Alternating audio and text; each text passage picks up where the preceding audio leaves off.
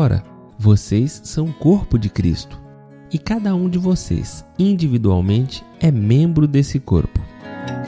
Primeira carta de Paulo aos Coríntios, capítulo 12, verso de número 27.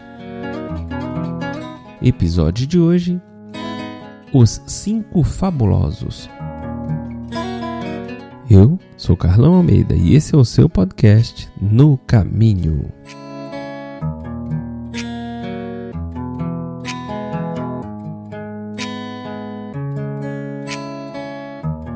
No início dos anos 90, a Universidade de Michigan, nos Estados Unidos, se gabava de ter em seus quadros aqueles que muitos comentaristas acreditavam ser os 5 maiores jogadores de basquete do país.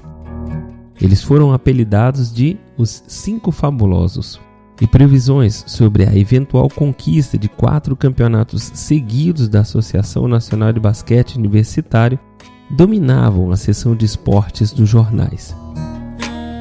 A história, porém, tratou de provar que a coisa não era bem assim. Embora fossem grandes estrelas individuais, eles nunca se entrosaram como equipe. Nenhum dos 5 fabulosos venceu um campeonato sequer. O apóstolo Paulo enfrentou uma situação parecida na cidade de Corinto. A igreja que ele iniciou estava profundamente dividida por causa de contendas e ciúmes.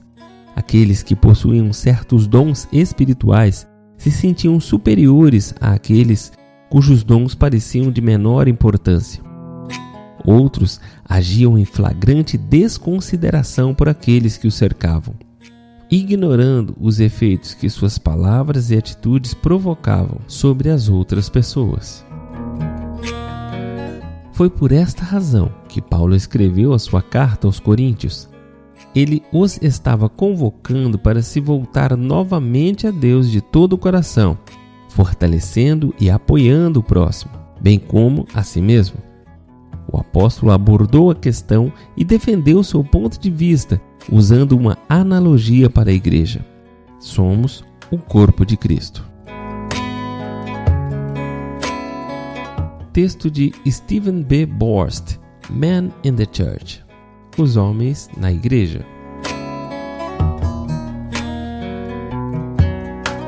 Da sala de reuniões ao vestiário da academia, do ambiente corporativo à turma do escritório, os líderes e treinadores de hoje enfatizam o valor do trabalho em equipe.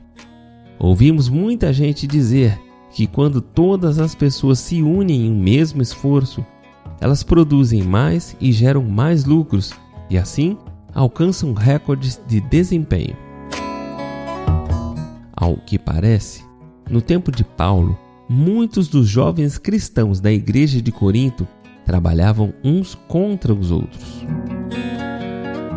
Paulo escreve que ouviu falar sobre as atitudes daqueles que agiam como se fossem superiores aos demais, simplesmente pelos fatos de possuírem dons espirituais.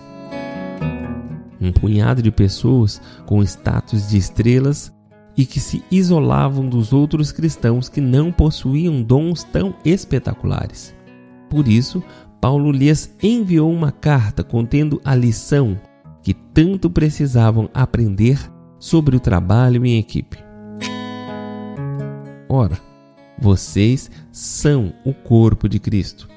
Tendo o mesmo Espírito Santo habitando em nós, estamos unidos. Um homem íntegro joga por sua equipe o tempo todo, seja na igreja, no trabalho ou no relacionamento com os amigos. Ele não tem medo de permitir que outras pessoas brilhem. Comentários depreciativos ou arrogantes não fazem parte de seu discurso ou de suas atitudes. Ele reconhece que toda e cada pessoa é importante no corpo de Cristo.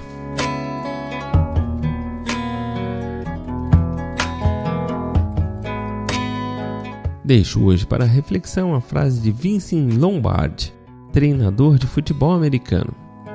Desenvolva em seu grupo um espírito de equipe e de dependência mútua e de força proporcionada pela unidade. Que o Senhor nos abençoe e nos guarde, faça resplandecer o seu rosto sobre nós e nos dê a paz.